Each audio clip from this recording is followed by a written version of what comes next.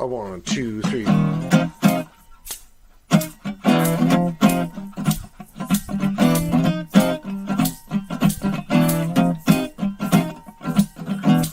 Gonna walk that promenade, yeah, we're gonna rock that promenade, be the talk of that promenade. Looking for a star drifter, not a shapeshifter. Lots to do and more to see.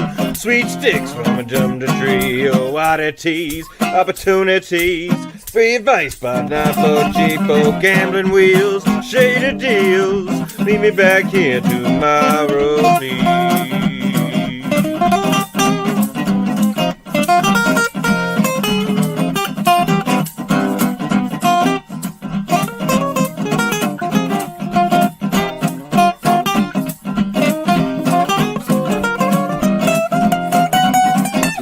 Walk that promenade. Yeah, we're gonna rock that promenade.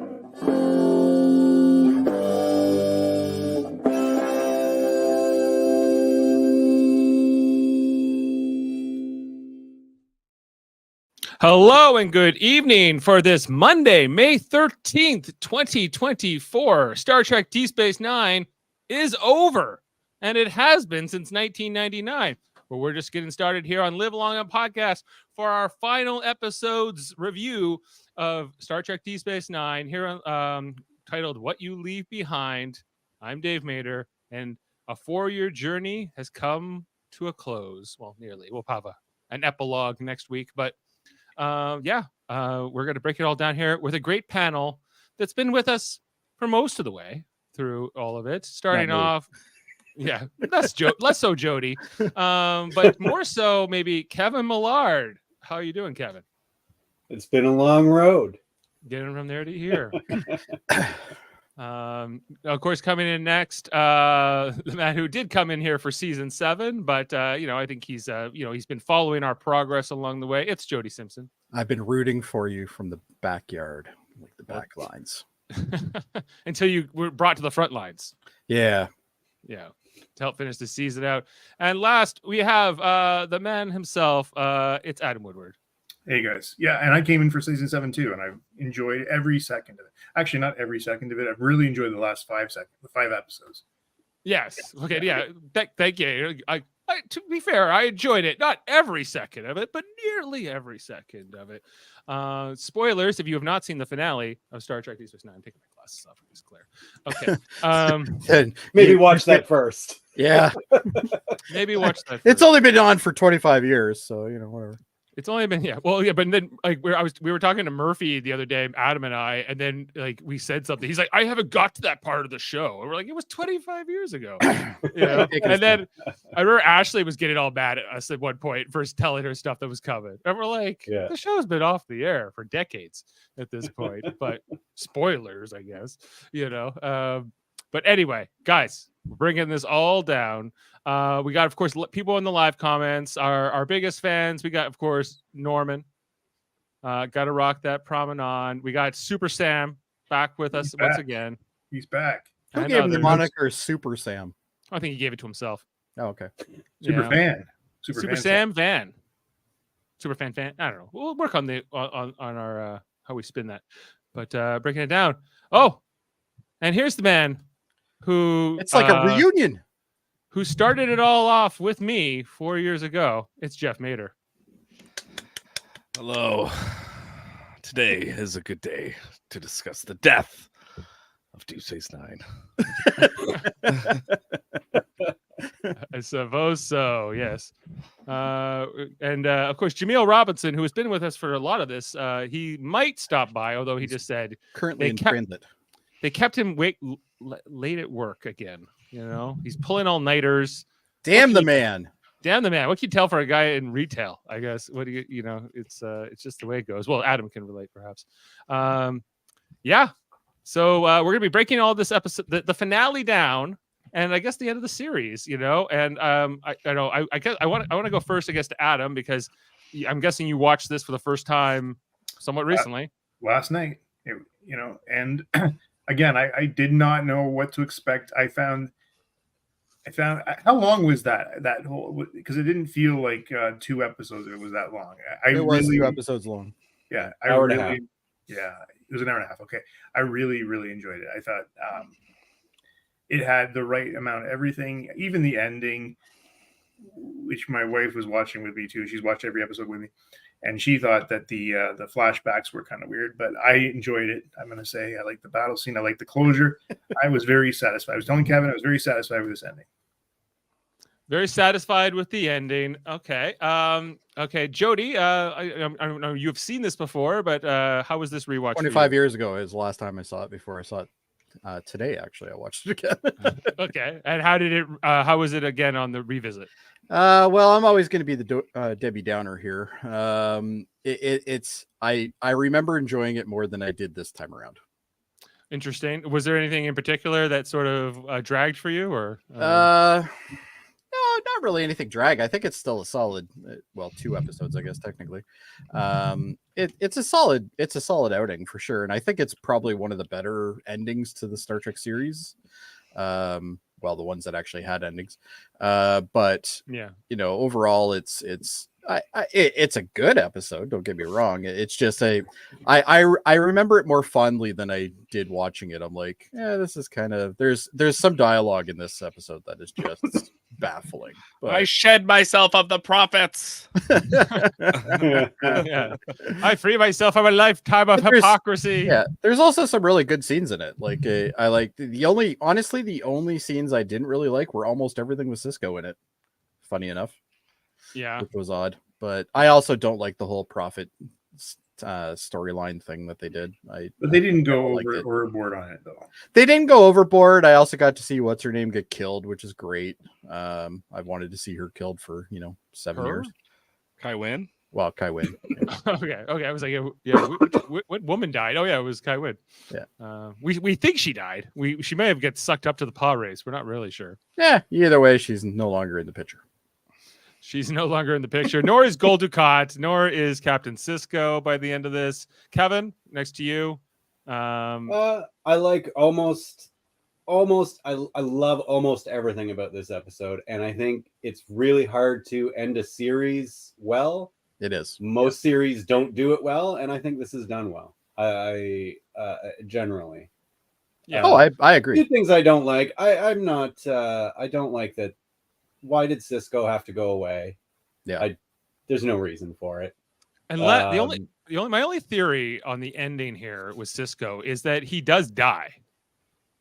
Yeah, and that's guess. where I kind of got it, is that he actually is dead. Like he died. He's done now. So now he's gone to and Bejor heaven, Prophet heaven, and Prophet heaven, and he'll talk to what's her name through there. Well, I'm kind of glad you can't fall into lava, and come back. It just doesn't work. Well, this is true. Yeah, I guess you couldn't really do that ending if it was if you're expecting him to live. He is supposed to come back. He says he will be back. But remember, Darth Vader fell into lava and he ended up living. Yeah, but so didn't have a lot of limbs left. But the only thing I didn't like they gave him a kid right in 2 episodes before this. Like, yeah, like that. Yeah, like did they need that to make this more sad? I guess I think it was just a little overboard. Well, and I think that brings up a really good point, Dave. Why do we end the series on such a sad note? Like, it really is kind of sad. Like, it's Sisko, the guy who we've seen through the entire series, and seen how he's evolved, and from the guy who was pissed off to Picard to this great leader, and it's the fact that you give him basically a plot where it kind of looks like he's dead, where everybody else kind of gets more of the nicer things. I think the stuff with Quark was a little weird as well. Quark and Odo. Yeah, the Quark and Ordo thing I'm actually fine with. It's just how everybody still treated Quark as like they're all leaving and stuff. It's like Quark's just kind of like, meh, it's like it just didn't. But I did like the ending scene with him and Kira. I thought that was nice. Right. Yeah, that part's nice too. Jeff, how are you feeling about the ending of this Deep Space Nine series? And I guess, as a whole, as we haven't checked in with you in a while, but I think the last episode is I don't think you're supposed to like it. I think that's kind of the point. Like, Deep Space Nine is it kind of like a lot of it's dealing with a lot of like tragic subject material. Okay, it's like we're talking about occupations, we're talking about war, we're talking about there's a call for genocide in this episode. You know, like, so when she said, he goes, the founder lady goes, get rid of the Cardassians, and Wayne says, which ones? She goes, all of them. Yeah. You know, so Right. It's a good answer though. It makes it way easier to understand what you're supposed to be doing. And by the end of the episode, 800 million people are dead. Yeah. So like, I don't think you're supposed to end the, you know, I think it would have felt weird had the end of the series been like, oh, well, Cisco, and they're just back to their old ways, joking around, and they're all friends, and they're all family. I think that would have felt disingenuous. And I think they kind of knew that. So I think they needed some sort of a tragic ending, and they kind of did it at the end of season 6, but I don't think that was their plan originally. No. When Dax died. So this was kind of the plan. It seemed like for the last like 2 seasons that they kind of knew they were building to this. Right. Did it pay off the right way? Maybe not, because like, I don't know, like Kai Wynn sucks. So like, just like Kai Wynn does suck. Every time she's on screen, I'm just like, oh, I hated Kai. You know, like you and Jody have that in common, I guess. Oh, yeah. Brutal It's character. horrible. I'm okay with her. I liked watching Ducat with her, because he's just like, oh my god, there's somebody just as evil as me. Oh yeah, you know, like he kind of like rebels in it. So it's that part. I love that they betrayed each other to the end. Like, yeah, both of them just betrayed back each and other. forth. They're both always betrayed. He each dies, other. he gets resurrected, and what ends up happening? He ends up betraying her. It's like Yep. unbelievable. Circle of life. Yeah, like all the double crosses and everything else. But then she almost has a redemption here at the end, where she's like, "Emissary, and then I with the But are you, or are you just mad?" I think Jeff called it a great point there. It's like, you know, even when you think about Damara's demise, like, you know, I was surprised, but it made sense. Like, you can't have everybody win. You know, you can't have I think it worked really well, because this is a war. There's casualties, there's major casualties, and I'm glad that the whole cast did not survive. You know. Yeah, like, well, at least, like, you know, and then there's like where all these characters end up. I think we can probably go through all the characters and talk about them each individually. Like where Garrick ends up, where, you know, of course, Worf and O'Brien and a couple of the others that leave the station by the end here, and kind of move on. Now, in O'Brien's and what's his name's final scene? No, O'Brien and Bashir. Did you guys for a second think they were going to kiss? Like, I couldn't help, like it was almost like they were pausing to kiss. It was so weird. I couldn't help but, like, when I watched this finale go, like, it's kind of crazy how little Keiko was in it. You know, she's in one scene with the kids, and then like she's not even there when O'Brien leaves, right? Like, no, she's already ahead of him. Like, I guess she's gone. already left, Yeah. right? So it, you know, O'Brien just kind of walks down that corridor, that airlock by himself. It's kind of, you know, I think that if part. we've learned anything over the years of DS9 is that O'Brien's marriage isn't actually that good. Like it's not. Or maybe nearly it is because he's never home. He's never home, and he never has to deal with his wife. Maybe that's it. Right. She's off of Sabar. Bring in the hate comment. Go back to Bajor and your plants and Sabar. Yeah, Sabar. See if I can. He cares. He cares. That was a great one. Yeah, okay, and like I think it is a well done finale, you know. And when I think about, okay, when we just wrapped up Enterprise not long ago, and then you know, we're about to start Next Generation very soon. But dude, I can throw shit at a wall, and it would be a better ending episode than the Enterprise ending. I thought we were going to talk about that episode. Okay, again. well, okay, Yeah, like it doesn't even exist as far as I'm concerned. Take Enterprise out of the mix. But even if we want to like just compare, like I guess those Voyager, Next Generation, and Deep Space Nine, I think it's a better ending than Voyager. I think I think this one's in the middle. I think All Good Things, Next Generation's finale is almost one of the best, best two-parters ever.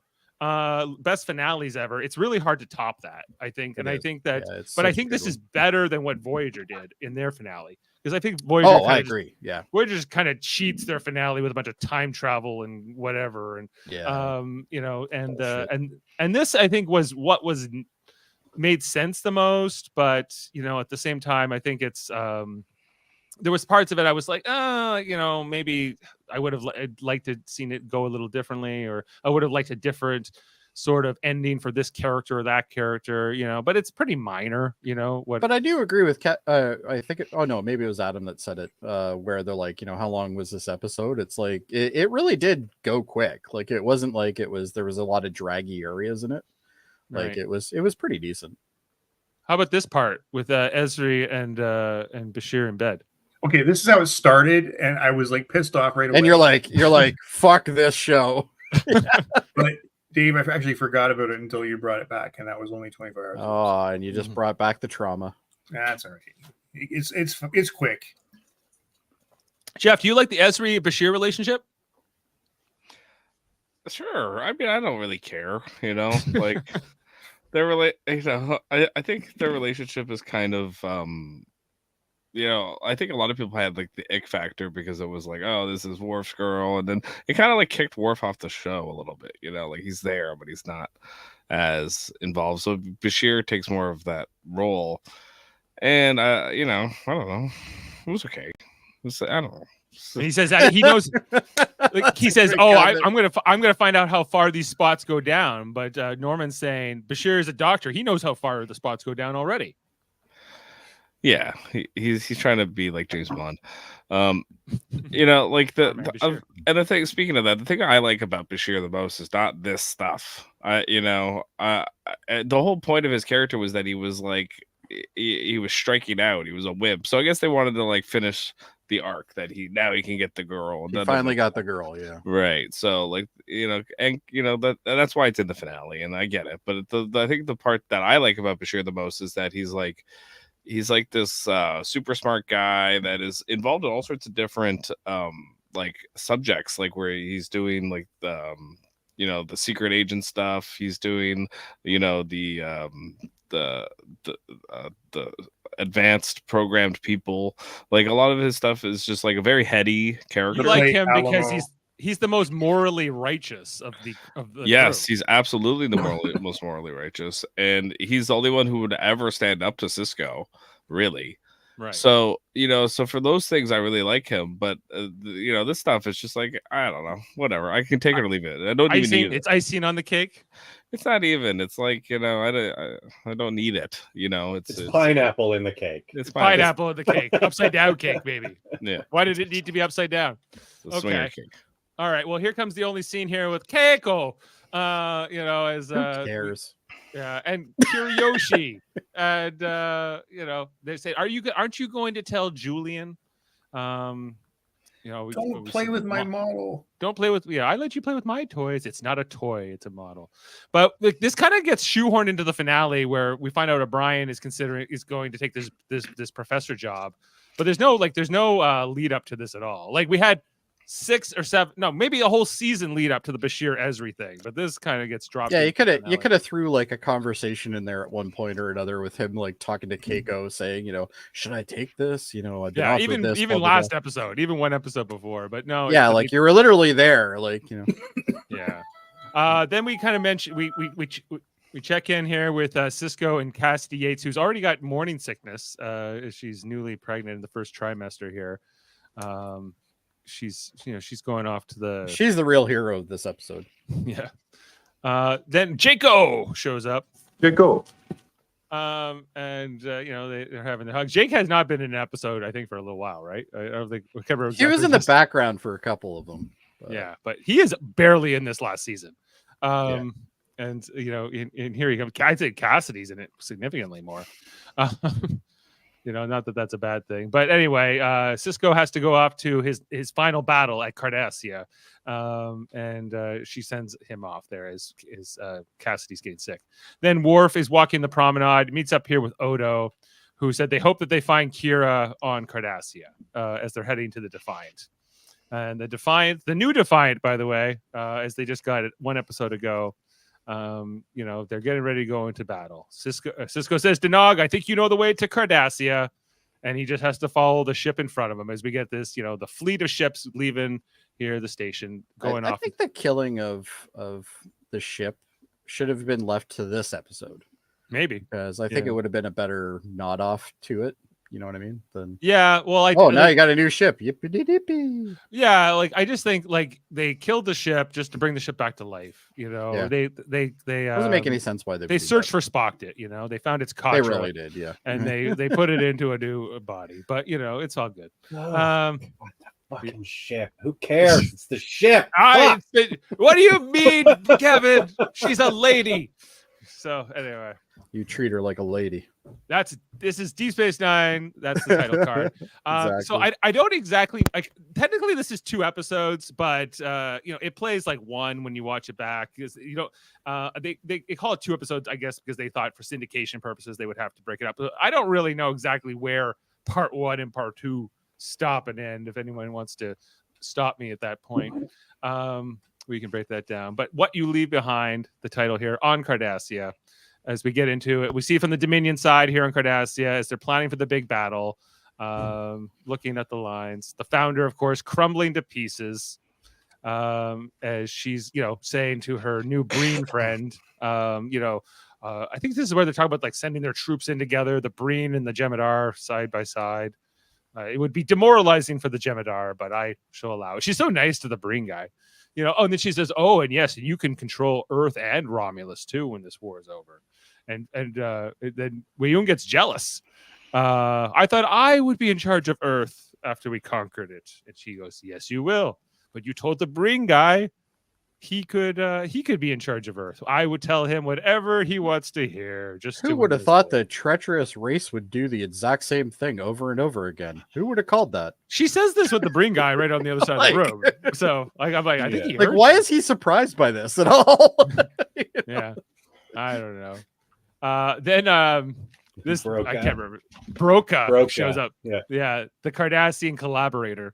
The new. He's my favorite. He's yeah. such a sniveling dipshit. I just love him so much. Yeah, dipshit I like that. Yeah, he's so caters to the and find Damar. Oh yeah, this is where he's like, Damar might still be alive. Well, you find him. Like, oh, they're always mad at him, no matter what information he brings. Yeah, it doesn't matter what he says. They're just like, screw you. Yeah, you suck. He's the bearer of all bad news. Yeah, right. Then we run into Garrick and Damar here in the streets of Cardassia, coming back from a meeting, as they run into a couple Jem'Hadar who you know, say, "Hey, aren't you Damar?" You know, and he goes, he looks just, my cousin looks just like Damar. I'm always telling that, Garrick starts saying. But they say, okay, well, we're going to arrest you and we're going to kill Garrick right now. But then a Breen shows up here, and this Jem'Hadar's like, I can't understand Breen. What do you mean? And then she, you know, the Breen shoots, kills the Jem'Hadar. It's Kira. Presumably, she saw what a Breen looked like when she took this suit. I got a question here about Garrick. Throughout this whole show, has Garrick ever successfully talked himself out of a situation? Not really. I don't think no. Well, maybe that one time with Kevon and those guys where he said, "Oh yeah, hey, do you have a doctor in your unit?" And he goes, "Yes." He's like, "That just saved your life." So all right. There. So back in the basement of Garrick's childhood home with Mila here, they're planning their next move. Then she says, "Who would have thought Garrick's worst tendencies of treachery and deceit and things would turn out to be such? Yeah, it would pay off for him. Who could have predicted that?" Yeah, good line. Yeah, good line. The fleet approaches Cardassia. When Kira took off her mask, was like, you know, I was waiting for somebody to say, "Who are you?" And you know, one who loves you. You know, I'm glad they didn't. Because you guys still think Star Wars when you because it looks exactly like Star Wars. Literally a ripoff of it. And fine, but you couldn't have even purposely made it that good. I think this is because maybe I'm different because I saw Star Wars way later in life, and so I saw this before I ever saw Star Wars, so I wasn't even associating this with Star Wars at the time. This didn't exist when I saw the Star Wars. Right. How's Jeff? Because Jeff's even younger than me. Jeff, are you with us? Yeah, sorry. Do you feel like the Breen helmet is too much of a ripoff of Star Wars? Because that's what these guys always go on about. It looks too much like the thing Princess Leia wore in. It does. Return of the yeah. Jedi. Return of the Jedi. I get it does, but but just not where my mind goes. Like when I see it. Every I time. think they could have done better with the Breen. I do think that a lot of the time. I go like it's just like he just goes. They're doing pretty good with Discovery with them. I love it. Well, you watch Discovery. They're in that now. I wouldn't Don't- recommend don't. watching Discovery. No. We gave it season 1 and the next one. No more. All right. So they were back here on the Defiant here with Cisco, who's like this new Defiant ship. I think that something is not sounding right in the system. So he puts O'Brien on. He's like, "Oh, O'Brien, start fixing that," which O'Brien's working on. But this really just leads into a conversation here with Bashir, who's talking about the Alamo. Oh yeah, and then Ezri talking to Worf about so I slept with Bashir. Are you mad about it? You know, he's like, why would I be mad? It's almost like she's trying to get him mad. I don't like. I feel like this is always about the fans because they're always trying to because Terry Farrell had to leave the show and we had to redo this. So sorry. It's like it's constantly apologizing to I think the fans through. Yeah, to she's Worf. probably said sorry more in the one season she's been in than like any other character on this show has ever done. No, I agree. Yeah. You know, and but Ward has a good line here. He's like, I'm okay with it, but I am going to kill him. You know, and she's like, you're kidding. And Jadzia said I didn't have a sense of humor. Anyways, is this O'Brien starts to tell Bashir that he might be going back to Earth and this whole thing, but it gets kind of cut off here, so it doesn't happen No, at this point. he starts talking, and Bashir automatically thinks he's talking about the Alamo again. Yeah. Oh, we can move the Alamo to yeah. my quarters. I get Keiko doesn't like it. You know, he's like, well, fit in your quarters, but let me worry about that part. He says. And then It's almost like Cisco- an engineer should have had some idea of scale before he started. Yeah, Like maybe. how big it was going to be in his quarter. Exactly. Then okay, so Cisco's going along here. Says, hope we find Kira, and then he gets a flash here from the Prophets. Now always exclusively represented by Sarah Cisco. And say the emissary's task comes near. Are you talking about the war? Maybe. Who knows? He's like, okay, and then he flashes out of it, and Odo's like, was it good news? And he goes, I don't know. I guess we'll find out. Basically, I guess we'll find out. It was kind of ambiguous. It's one thing that's always grinded me about this show, though, is their use of the whole prophet foreseeing thing. Like whenever they need to like just break into some other storyline, it's like, guys, come on. I don't know. I just think it's lazy. Well, it's mystical, I think is what they mean for it to be. Here's the other side of the mystical storyline. Here on Bajor, Kai Wynn reading the book of the Kostamojan, and look who's back from the blind beggar streets. It's Gul Dukat, who he's sight is back. This was a little too neat. Their little reunion here. No, Yeah. how he just comes back from the streets and he's now not blind anymore, and he's Adami, hello, I'm so happy to see you. Aren't you happy to see me? She's like, no, you're a war criminal, and whatever. He's Was already possessed. Yeah, he's already like kissing up to her, and he's like, well, if you figured out how to get into the fire caves, why haven't you left? I was waiting for you, she says. So they're going up. Needs a sacrifice, but she's planning to spoilers. sacrifice them. So like she's planning her next move. It's literally the same thing as like your wife asks you to go to Costco. Like you're the sacrifice. Like, you know what I mean? They demand a blood sacrifice. I'm sorry, you're gonna have to stay here, Jody, and fix the card. Exactly. All right. And spend $1,000. Yeah. I But you get a $150, 150-cent hot dog there. We get one of the only scenes here with Quark in the episode, at least the first part of the episode, which is him talking to Vic, playing Go Fish. So there was a fun fact a little while ago that I remember reading out that we would never see Vic Fontaine again. But well, that was not true. He's here. Clearly. I don't think I have a good. There's a whole song in the middle of the episode. Well, Yeah, that song's terrible, by the way. comes towards the end here. But yeah, anyway, go fish. But anyway, Quark's mostly just talk about to Vic about how he wishes he was playing Tongo, and that he's just hoping all the heroes in the battle are going to survive, including Nog and whatever. That's really the most of that. Then here in the fire caves, which I thought had a cool looking exterior, that they designed here, and we flashed to a few times. Dukat is with Kai Wynn, and he complains about how often she has to stop to rest. He's like, "Is it necessary to stop and rest so often?" This is definitely the cave that Cisco and him were stuck in too. Yeah, it's imagine almost taking her exactly on a the same road trip. configuration. She's never done a single hard day's labor in her life. Well, yeah, probably not. She prays it mostly. Yeah, and then she's like, "You stop calling me a dummy. You start calling me Eminence. I'm not with you." So, anyways, Dukat's just not loving his time here with her. There's so many red flags in this relationship. He should have just ran both ways. Yeah. Back to Cardassia, where this is where the founder tells the Brain guy that he can fight alongside the Jem'Hadar. Weyoun talks about having to strengthen the middle of the lines, with more fighters. I guess this is important because it comes up later in the fight when the Cardassians switch sides.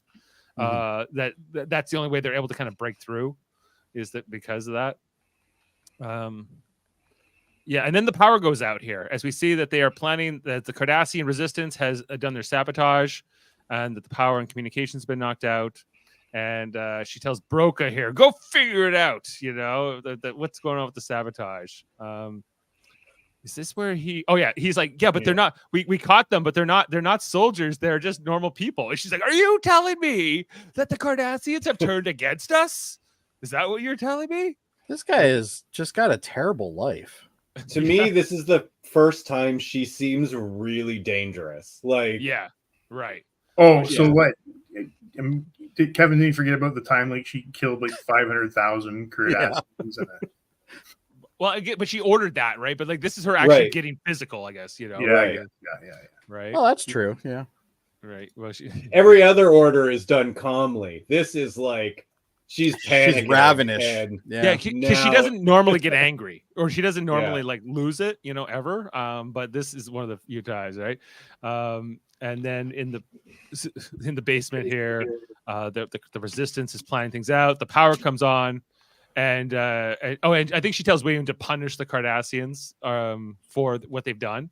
So Weyoun shows up here on the prompter. He's like, What? We gotta get back, Cardassia, to being friends again. We were so cool. What's up?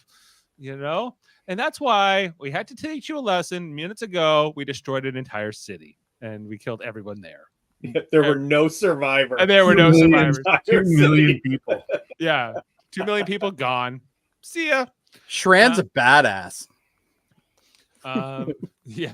And you see here, Garrick is it's really getting to Garrick here, where he's just feeling like, he's just regretting not getting that genocide off when he had the chance. Yeah.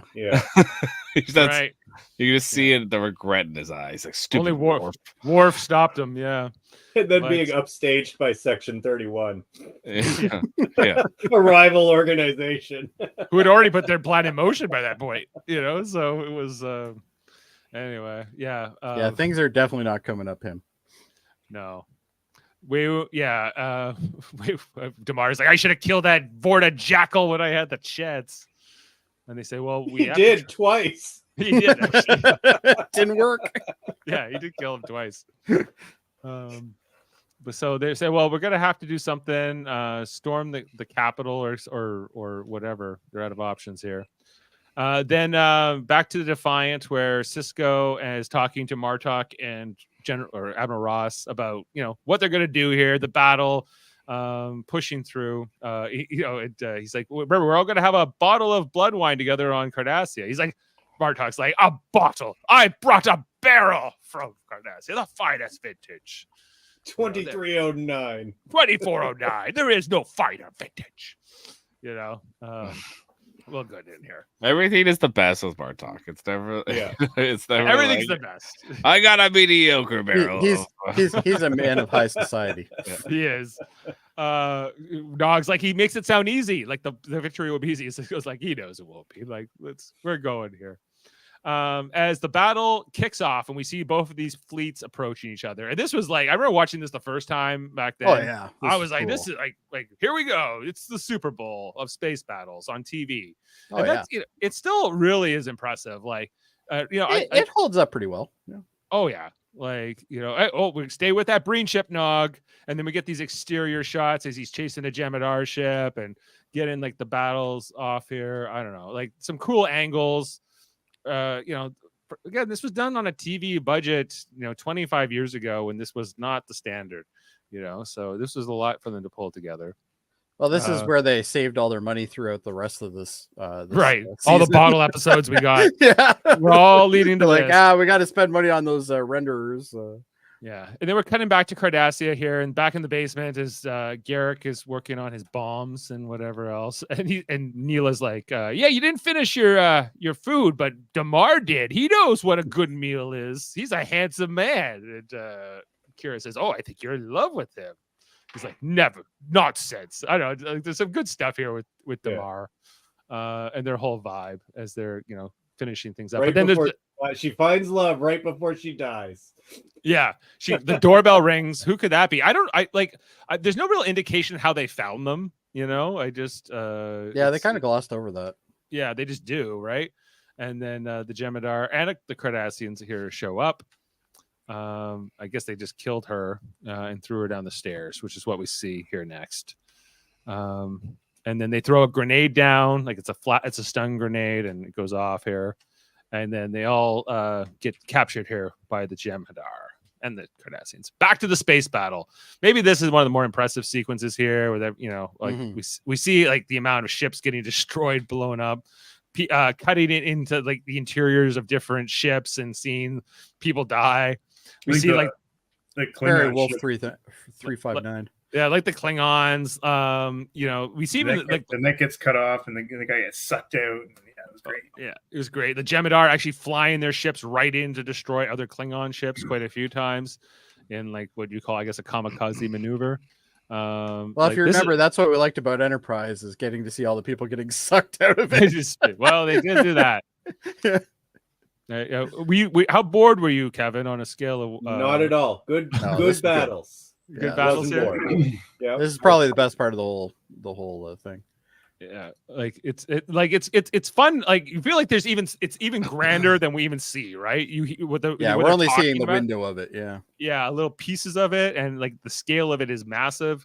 We see here O'Brien has got a bad shoulder, I guess, in the course of this fight. Was he kayaking? He was not kayaking. This was a non-kayak revolved injury. Oh, well, that's good. And then I think, of course, you got Ross on the phone. He's like, this is costing too many ships. We're losing too many. That's another thing I wanted to see. I wanted to see Ross get killed too. Yeah, we find out that the Romulan guy gets killed, like the Romulan general or whoever was in charge there. Back to Cardassia here with the founder. Oh, this is where like Broca shows up to say we captured Damar. To bring more bad news. The founder's just like, execute him right away. Like, because Wade was like, do you want us to bring him here? We can do a whole thing. She's like, no, just kill him. Kill him already. And then I'm surprised you haven't done it already. Jemadar says right away. Apparently the Jemadar prefer their prisoners to be standing when they die. Don't know why. Maybe it's part of that Jemadar honor. Maybe. And but then the Cardassians end up shooting them in the back. But this one other Jemadar kills this one Cardassian, and then he fires back at the third Jemadar. So what I think is funny is that the Jemadar have gone from being the scariest fighting force in this show, to red shirts. They literally just mowing them down like they're nothing. Right. Yeah, I agree with you. I feel like they really took the teeth out of them in the final season or seasons here. They focus way more on like the founder and the Vorta, who I get are more like the essence of power, but you just don't feel like that terrifying effect of the Jemadar like you do earlier in the show. Anyway, but this Cardassian guy's like, I'm here to join you, Legate Damar, because we find out that like with the fact that they destroyed that Cardassian city, like it only made the Cardassians go more further into the camp of the Resistance and going against the Dominion than something prior to that, right? You know, you think that the Dominion would be smart enough to know I'll be that. back in a minute. I think a fire alarm's going off. I was like, is someone backing up a truck? Yeah. Anyway. Oh yeah, this is where O'Brien has to be taken off the bridge. He says he's busy doing stuff, but you know, Bashir can't treat him here. He has to take him to sick bay. We also missed the fact that he told Bashir that he was going to move to Earth after the war was over, you know, and Bashir not, because that's the moment that you want to do. That's the moment. You tell him in the middle of the battle, I guess. You know. And then more yeah, we see that the Defiant's getting trailed here by a Breen ship that's about to destroy them, but then just in the nick of time, who's to the rescue? The Cardassians, who have switched sides here. You know, and Cisco here says their timing couldn't be better. Yeah, it could be a little bit when they first showed up. Yeah, it could have been when, like, you know, 2 years ago when whatever. But you know, now that now that they've been fully pushed enough that they're like, well, there's no point staying with the Dominion anymore, right? Because they're destroying our cities and they're killing our people. They did that as a case of solidarity. They wanted them back in the fold. We did that to show you we care. You know, if we didn't care, we'd just let you do whatever you want. Right. But so they get the communications back, and Weyoun tells the founder, the Cardassians have switched side of the battle. And then they turn on Broca so fast here. He's like, well, I could talk to them. I could try to convince them. They're like, maybe they would convince you to join them, though. And then they're like, no, I believe in the Dominion, please. And they drag him off here, which ends up really mattering. What I love here is this really illustrates the mindset of fascists. They want you to submit to them, but as soon as you do, they're disgusted by you and they want you gone away from them. Right. Yeah. Yes, and it's also like a race thing too, right? Like it's like, even though this guy's loyal, well, your whole race is turning against us, so you're no good anymore either. You know, you can't be trusted just based on your race. Yeah. Very racist of them, really. Anyway, so then we see here that the Dominion fleet is pulled back by the founder. She says, bring all the Breen back. And we see them kind of like turn around in the middle of the fight and head back towards Cardassia. So now they have a choice. Cisco and Ross and Martok have to decide, are they going to push on in the fight? They've already lost a third of their fleet, or are they going to proceed further and start, you know, and Ross is like, well, maybe we should stop here, you know, and Martok and Cisco are like, no, we need to keep going. We need to, like, they're just going to go back to Cardassia, build up their fleet again, and then we'll be doing it in this again. Right. So we're going to push on and into the fray. This ends up kind of being the end of the battle, though, really, because there isn't any more battle after this. But they don't really know that. So then back to the fire caves where Ducat's like, I thought there was going to be fire in the fire caves. Like, you know, and she's like, no, well, just get my wife to cook. I'll just get my magic book and I'll call the fire here. And then we see why they're called the fire caves. Marco Limos too. He's, oh, fire. Back to the basement here with the Cardassian resistance. They're going to try to get inside the command center and stop them. Cut off the snake's head and the body will die. That's their plan, to get back in there for Cardassia as Damar and his soldiers keep going. And there's a moment here as they march off with Garrick and Kira that I think is a really good scene, where he's like, you know, I was born in this house. And by the way, now the Jem'Hadar are destroying every building, every Cardassian city. Because the founder gave that order to kill all the Cardassians. Yeah. You know, and the Cardassia he knew is gone. Like he's so sad in this episode, Garrick. It's such a tragic ending, and he admits that like his people earned every bit of it. You know, but you know it's still a real tragedy for him. You know, way he's seeing it, and and Kira's like, let's build a better Cardassia. He's like, I got a better plan, Commander. Let's just get revenge. And she's like, that works too. So. Let's keep going. In the fire caves, let's cast off my robes and a life of hypocrisy. Those stills are amazing. I'm still grossed out by them. Hey, give me the book. And then she starts doing the book. I don't know. Ducat's loving this. He's all into it with this paw race stuff. Cut back to the battle as they're heading towards Cardassia. We found out that there's 5 dead people on the Defiant alone, and a few more critically wounded. And then Bashir's like, or Sisko's like, but I need them at their posts. If they're alive, put them at a console and get them to push buttons. Okay. He's like, you got it. They're heading in here, and we see that the epic battle that they're up against here. You know, all the further now, it's all just Jem'Hadar and Breen ships and Cardassian orbital platforms, but it looks pretty big, pretty scary looking as they're going in here. That's what we're in for. Garrick then back on the planet plants his bomb on the door, and then he says, "Well, we might have a problem. The explosives I brought won't blow up this door. They won't even make a scratch." You know, and he's like, "Isn't it fun?" You know, and Kira starts laughing that we have this grand plan to save the galaxy and storm into the heart of darkness, and we can't even make a dent. We can't even get through the gate. I don't know. I actually found this funny with them all laughing. More on the rewatch. I could have done without it, although I did like that Damar joined in eventually. Yeah. He's like, well, maybe I'll just ask to come in. I'll just, whatever. But it was only because they sent the Jem'Hadar outside to kill Broca that they hadn't got in at all. True.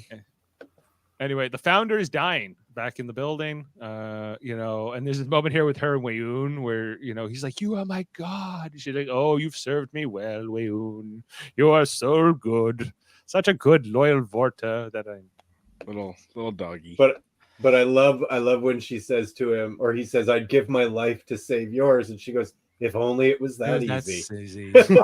I would trade your life to save mine too. I have to admit that was a good life. Yeah. Oh, but he's so devoted for Weyoun.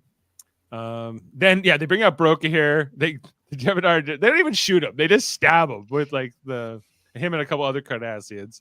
And then this is the moment the Damar and the group need to like charge in with their phasers and killing these bumbling idiot Jem'Hadars who don't seem these guys that are absolutely incompetent, as we've seen throughout the entire series, obviously. Well, more in this last season. I know, that's what I'm saying. Yeah, I don't know, but Damar is mortally wounded here in this fight, and he kind of he says, "Remember, keep," or something. He says he doesn't finish his final sentence, and then he dies. And did we all like that Damar died? Yes, no. I didn't. I don't know. I didn't care. I kind of just saw it more through like Garrick's eyes, and I think Garrick was upset about it, not because he liked Damar, but because he was a Cardassian that really cared about Cardassia, and Garrick does too. So I kind of saw it through that lens in the episode, and that's kind of like I think the point too. Well, I'm left with I think it is kind of about Garrick, because I think Garrick was hoping that he would help lead into a new era for Cardassia, and I feel like by the end of this, Garrick feels like maybe that's now he's the only one left to do that. Yeah, I felt like that was his job now. He feels it is his job to do. But he didn't seem too keen. He doesn't want it, right? I don't know. I'm glad they didn't make him the head of fucking anything. They already did it with Rom. They already did it with Martok. We don't need to do it on a surprise chancellor on fucking Cardassia too. Like, it's fine. Just leave it as a mess. Should I mention that in Star Trek Online he becomes the leader of the new Detapa Council? And I don't care. Okay. Well, anyway. I don't even think it's about him being a leader. That's pretty forward. Being a leader. It's more like being like a guerrilla, maybe like kind of leader, like a Che Guevara type style kind of person. Right. Like that's kind of what Garrick win the war, but have no idea what to do once you afterwards. Right? Yeah, that sounds about right, doesn't it? Yeah. Anyway, he goes, "Boy, Cardassia!" We keep going. Anyway, they find out that security breach is going on here, and Weyoun sent most of the Jem'Hadar out of the building to go kill Cardassians, and so he's like, "Okay, you two go, and you two stay in case they fail." Is they're marching up, I guess, floor by floor. The fleet approaches here. They're getting ready for This is where they have the conversation. Oh yeah, the final battle. They storm in, and Kira and Garrick and one other guy basically get up to Weyoun and the founder, and and say we need to stop this. We need to stop the war.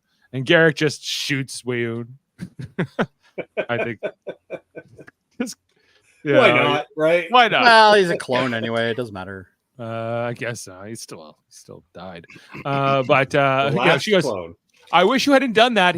That was my last Wayoon clone I had in the hopper. He was like, I was hoping you would say that. If you got the technology to clone him, I'm sure you got the technology to save the file so you can do it again. Oh, Yeah. look at Garrick's eyes there. He's just like, Oh yeah. so pleased, but so psychotic. And Kira's like the best. Like, even though she's wearing the Starfleet uniform, you kind of like imagine like any of the other crew like kind of being as okay with this as clearly she was, right? So maybe Worf. But it didn't phase her at all. She was like, whatever. I like. Part of me wonders like, were they not even just tempted to kill the founder, right? And Actually, I think they could have. They could have killed the founder and had Odo order the Jem'Hadar They to could've tried stand that. down. yeah. But she says we will fight to the last man. We are not. I will never surrender to the solids. But Unless you somebody might, cures me. yeah, you might win this war, but by the time you do, it will be a Pyrrhic victory, basically, where Hitler at the end of his days type vibe from the founder lady. Yeah, she's in the bunker. Yeah, she's in the bunker. She knows it's coming to an end. Everything's crumbling. So yeah, Including her face. yeah, there's a movie called Downfall that Oh, is yes, good movie. all about Hitler at the end, and it got a lot of parallels going on. Yeah, there's a lot going on there. yeah. So they managed. So like the battle's kind of over at this point, the space battle portion at least, because with Kira having taken over control of the founder and the facility, like they sort of have like a hostage in a sense that they can negotiate with, and so they're like, but Odo's like, send me down to talk to the founder. I can call her off, because I guess that there still is going to be this battle, but they're not going to stop Odo from getting there. But in between, we go back to the fire caves where Wynn and Ducat are having some wine, I guess. Who would have saw this coming? Yeah. And she offers him the drink first. She's like, oh, good. I was like, come on, Ducat, this move. Yeah, like, what are you doing, dude? Yeah. You've double-crossed enough times. Maybe that was his plan all along. She pours out the wine there, and then he's like, what? Oh, I got the worst diarrhea ever. She's so pleased with herself. Yeah. I ate so much Taco Bell last night. The double cross here on Ducat. And then she's like, that's the sacrifice pod race. Aren't you happy? God, she's such a bitch. Back to Cardassia. Look, so we see Cardassia now that it's been largely destroyed. Yeah. And in ruins here. But Odo beams down, has a kind of a moment here with Kira where they reunite, and then she goes, I don't trust her. Be careful. He talks to her. He's like, take my hand, link with me, and I can cure you. Which Garrick's not too impressed by the idea of this. No. He's like, this is the person who's committing genocide against my people. I don't know. Well, there's a lot of genocide to go around here. Yeah, there really is a lot. Like, also, Yeah. if she's healed, she is very dangerous. True. Like just her. Yeah, just her in the room. Yeah. But Odo's like, no, I got a feeling that this is the move, and by all accounts, it seems to be the right move here. Pause. Why does Kira trust Odo in this moment? How many times has Odo linked with this bitch, and it's gone very, very bad for Kira. Yeah, I was thinking the same thing. But she's willing to have faith here in Odo, that Odo knows what he's doing, despite all previous encounters. And what kind of faith, Dave? Faith of the heart, I would say. Oh, obviously. Yeah, I guess that's what Odo had here. He was willing. It's a tremendous gamble, I would say, what he does here, but it works, and she's cured. And she said, well, maybe we should put her in a stasis field. Don't worry, Odo says. She's not going anywhere. She's going to stay. I guess they had a conversation when they were linking, and she's going to stand down the entire thing. The war, she's going to stand trial, and the battle is over, as she tells the Dominion fleet to stand down. So what happened there? Like, did he say to her, like, I'm going to go save everybody else if you do this? Yeah. If you take accountability for the war, I'll save everybody else. So, Jeff, one genocide off now. We're not doing this one now. Yeah, so we got another one to do. We got some other genocides to get to. So We got genocides for everyone. Right. But I'm like, what would be a fitting punishment for what she's done? You know, can you like can throw you her go in a back? microwave. Yeah. Go back to the one where Kira's looking at Odo. that one? No, forward. That one. Is that the look you give to your boyfriend after she's had sex with Hitler? Like, he's like, wait a second. This guy might actually not be nice. Maybe. Yeah, she's like, what is going on? That's the oh man, I banged my best friend's boyfriend look. She's so concerned, but at the same time, like, kind of like just disgusted. You know, but at the same time, like, okay, you did the right thing. Worried, I would say, is most worried. Yeah, a lot worried. Yeah, maybe worried. Yeah. So then it's Kira and Odo go into the corridor and they talk, and and he's like, well, how's she gonna cure everybody else if she's gonna go to jail or prison for war crimes? He's like, oh, I'm gonna go save our people. I'm leaving to go back to the Gamma Quadrant. It's time for me to do that, even if it means leaving you. And she's not so happy. Cardassian ruins. Oh yeah, and this is the scene here with Martok, Sisko, and Ross. As they're like, Martok's like, look around. We won the war. All these dead Cardassians at your feet. Isn't it great? But Sisko and Ross are not so impressed. They're like, well, it was we agree it's a well-earned victory, but I don't have to drink a toast to their deaths. And they pour out the finest blood wine. Well, none of them were expecting to find this level of carnage on the ground, right? Right. Well, yeah. Like, and how many ships do they lose in the battle? I mean, but Sisko's okay with this. Like we've seen this before. Like this is out of character for him. He's slaughtered people before. Like this is not a problem. I feel like he did this just because the admiral's there. Yeah, he's like, I have to look. I have to look good for. I have to look like I have some sort of moral ground. We'll drink later, Martok. Don't worry. Don't worry. We're gonna toast. Don't you worry. 0400. Yeah. I would be square. I would have been interested to see what Worf would have done here, if he would have stayed here with Martok, or if he would have walked off with them. 100%.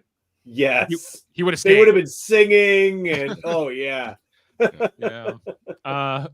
so Martok just like goes like human idiots or something. He like curses under his breath, and he just goes back to his bottle. Like he doesn't feel the least bit bad about this. Yeah. So it's, I don't know. Take whatever judgments you want from that. And then we have basically what will end up being the final scene here between Bashir and Garrick ever, where he's like, they're looking at the casualty reports here in the Dominion headquarters or whatever, and Garrick can't even believe how many people are dead, in such a short time. The Jem'Hadar 800 million, at least 800 million, plus whoever died in the battle itself, right, in the space battle. And Bashir tries to, I don't know, make Garrick feel better. He's like, well, Cardassia is you're tough people and you can come back from this. And he's like, oh, will we? Yeah, we'll survive. But what we were is dead, right? The Cardassia I knew is gone, and Bashir's like, well, this isn't goodbye forever. Garrick will see each other. And Garrick leaves it very ambiguous, like, maybe not. Maybe I never will see you again. Who's to say? And that's it, really. That's kind of their end of their conversation, unless I'm missing anything else. But no, that's it.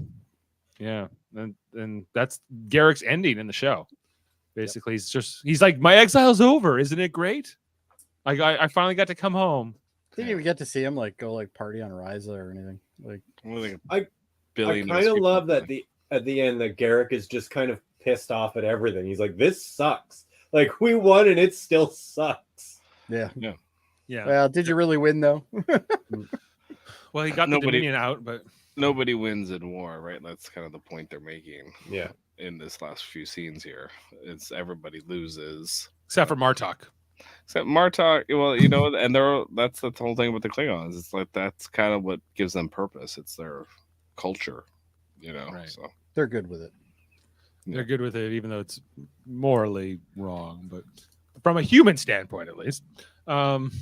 Anyway, so then we get the signing of a treaty, like it will be called the Treaty of Bajor, but it's not actually signed on Bajor. I don't really get it. But it's it should be called the Treaty of Deep Space Nine. We see a couple Breen there. No real Cardassians present though for this. Like they're all dead. there might be that one guy in the background actually. This one dude. One Cardassian. You'd think he'd be, sitting there instead of the Jem'Hadar. What are they doing? Yeah, I that Jem'Hadar he's a signer. He's a signatory, and he's gonna get there. They probably fucked that up too. Right, but like this, I don't know.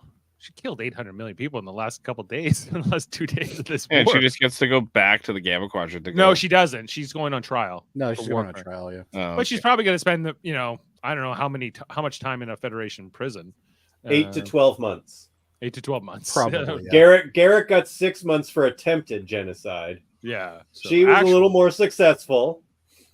Just so a wee 8 to bit. 12. 8 to 12 months. Wait. Yeah. How long was Tom Paris in prison for? 2 years. What did he do? He just he helped the Maquis smuggle. Yeah. Oh my God. Yeah, Starfleet really doesn't know how to hand out sentencing. They're Not too much. terrible at it. She should have been breaking rocks for the rest of her life. Well, You know? yeah, we don't really know what her fate is, but like, if I were the Romulans or the Klingons, they're like, maybe she should come be in one of our prisons, but it's not as nice. But Rurapente might, be up her alley. But anyway, she said she kind of gives Odo like this look, or like, it's up to you now, Odo.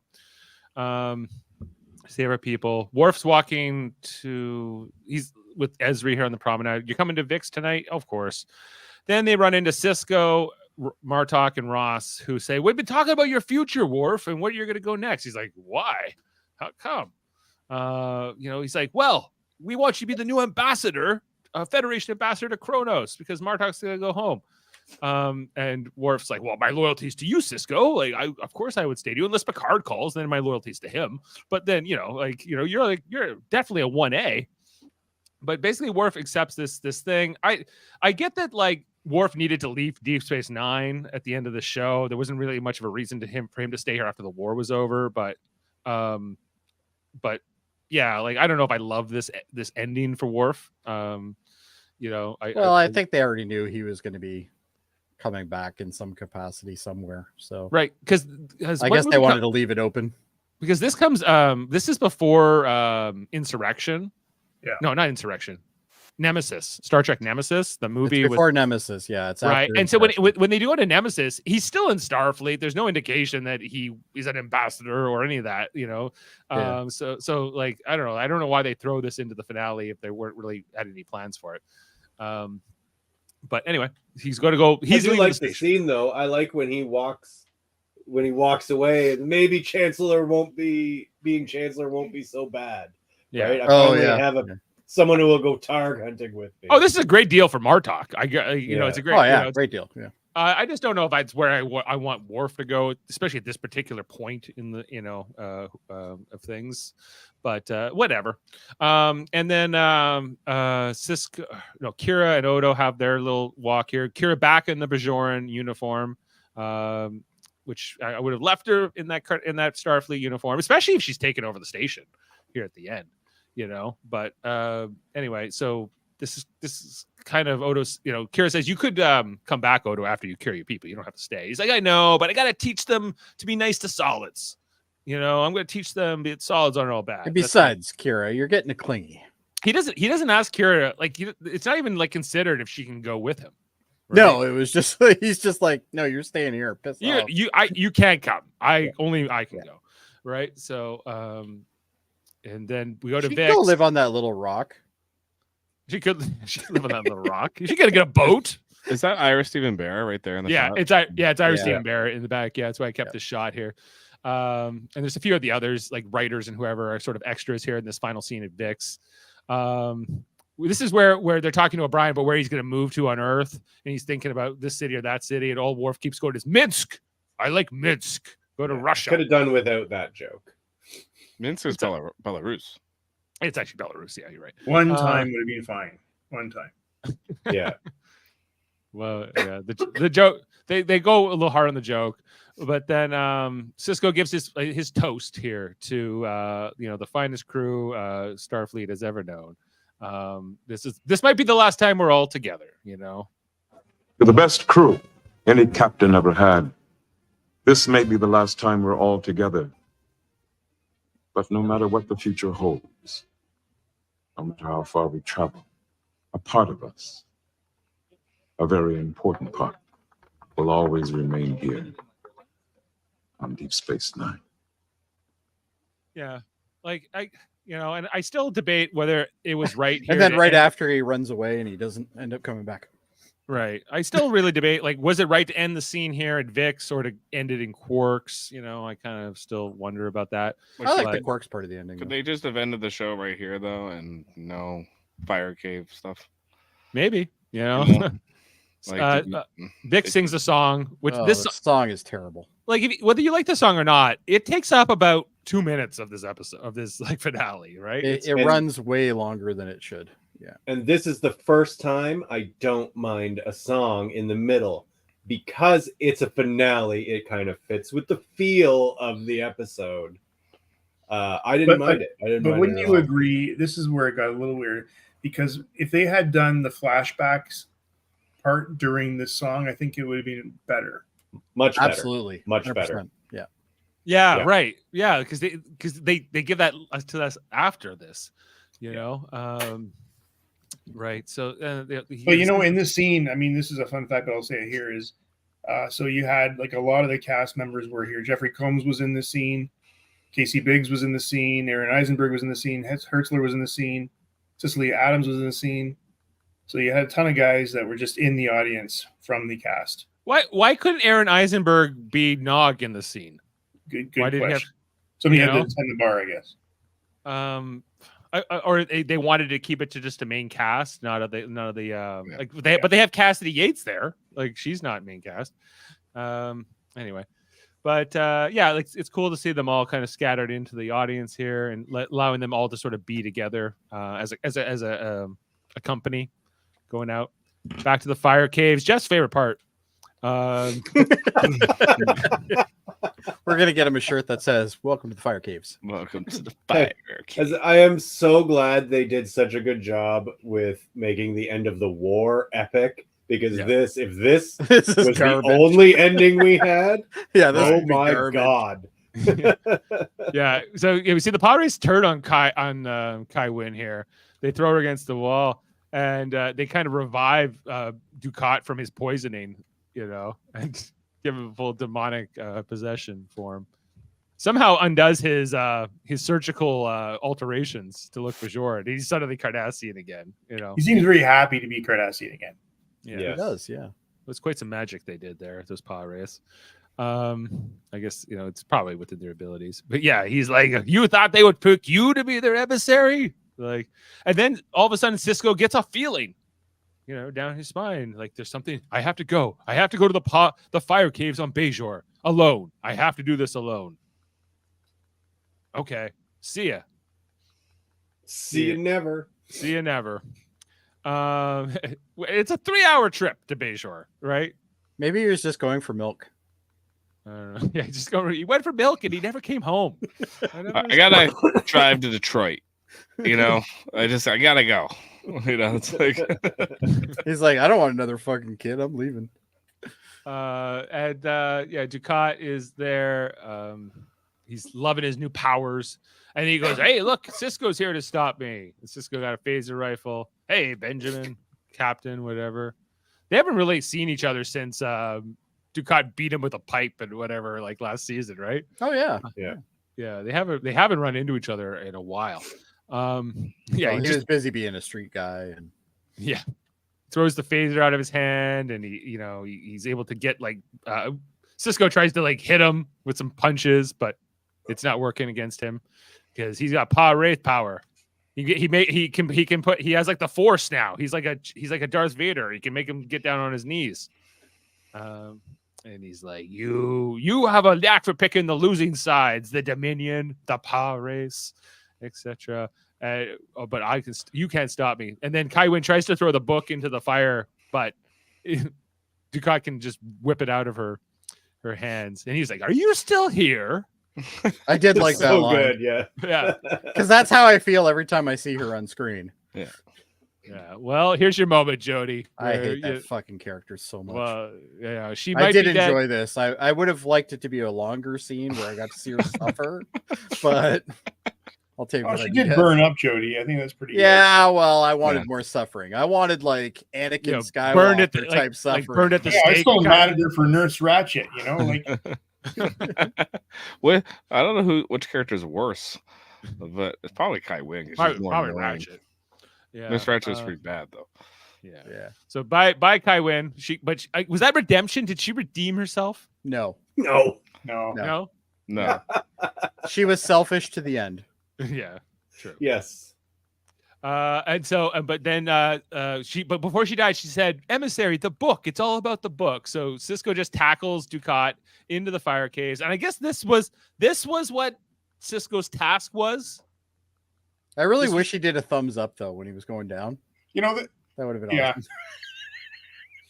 I'm glad they didn't do a Lord of the Rings ending where he's hanging on the rock and they have to bring him back up. Yeah. And he's Why isn't he burning? unclear. I guess profit power. Like he's got a phaser, still on him. I don't think You know the phaser really matters in this scenario. Maybe not. So we see the book gets destroyed, and then Dukat gets burned up, and then Sisko's like, "Well, what now?" He's like, I'm just gonna go fly around in this fire. But then he's taken out, and Sarah Sisko shows up to say, "That was it. That was your task." Like, why couldn't he? Why did he have to do it alone though? Like it doesn't seem necessary. There seems like no practical reason. Could have saved a lot of time telling him that at the beginning. Hey, in a couple of years, you're gonna have to jump into a fire pit with Dukat. Yeah, as long as you're ready Oh, for and that abandon moment. your baby that's not even born yet. Yeah. Yeah. And your wife and your wife, son and your and son. your other, yeah, and all. Nah, and he already everybody else. abandoned his son anyway. Let's be honest. Well, maybe, yeah. But Sarah Sisko says Dukat is with the Pa Wraiths, and you're with us now, and there's no even option for Sisko to leave, right? It's not like he doesn't even. I don't know. I'm still confused by it. Like, And he's like, "Fuck Cassidy, I'm gonna stay here." like it's presented that it's not even a choice. He doesn't even have a choice. He has to stay No, here. and for this a is what I year. don't like about this. This is so silly. But Right. if he was dead, I could appreciate this scene better. Like If we they say, at least made me think that he was dead and not just like kind of implied. or it. they said like we had to pull you. We pulled you right at the moment of your death, but it means you can never go back. You can never go back Yeah, to the corporeal world. or You were something. gonna die, but we saved you. So now We you're saved here. you, but this is the trade-off. You can't go home either, right? Because I don't know. I wouldn't want to hang out with the prophets for all time in this fucking thing. Oh no, they're fucking boring. yeah, and They're so ambiguous bad. and vague in all the way they talk about everything. Like, Yeah, you they wanna- can't just come out and say, you're gonna have to kill Dukat in 7 years.